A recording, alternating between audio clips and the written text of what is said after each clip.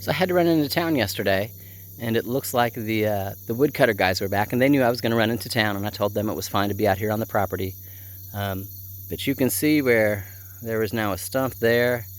There's some dead wood laying down here. So they were here. I can also tell because over that way, there's a stump laying there, and there's another stump laying right there. So I'm gonna walk the property real quick and see where else they've done some cutting. Yeah, we'll talk in a few. Alrighty, well, it looks like a couple of my dead stumps over here are gone. Again, you can see what's left of the stumps where they took out the trees, and I've got some tire marks where they drug them up so they could zoom out, so they cut them down, and I'm okay with that. I don't mind tire marks.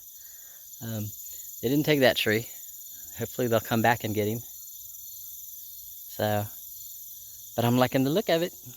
You know, life is good.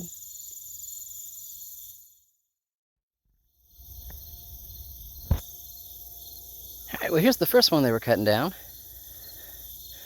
Or cutting up, and what's left here is pretty much junk. This is part of that ivy that tends to grow up the trees, which is just junk. Pieces of wood that's either not good for burning in a fireplace, it's too punky, starting to rot type thing. Be great for the fire pit outside though.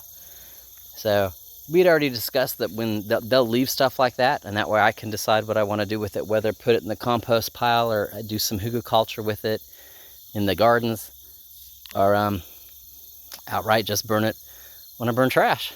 So, but this is pile number one. You know, you can kind of, again, see where they drug it up the hill from where they took the 3 down over there. So, this is awesome. All right, let's go check out the next pile.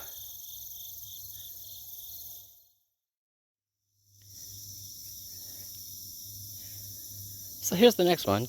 Again, there's the stump. At least half of it, and that's half of the dead tree is still there. You can see where they took him down.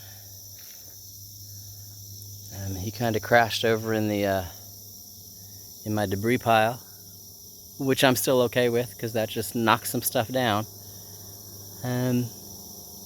Yeah, I'm all right with that.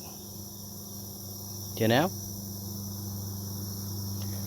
See things I've never seen before. I'm not sure why they stopped. I don't know if it just got hot yesterday. We've been hitting high 90s. Yeah, it's end of September and we're hitting high 90s. Everybody's telling me this is really uncommon for this area. We should be much cooler.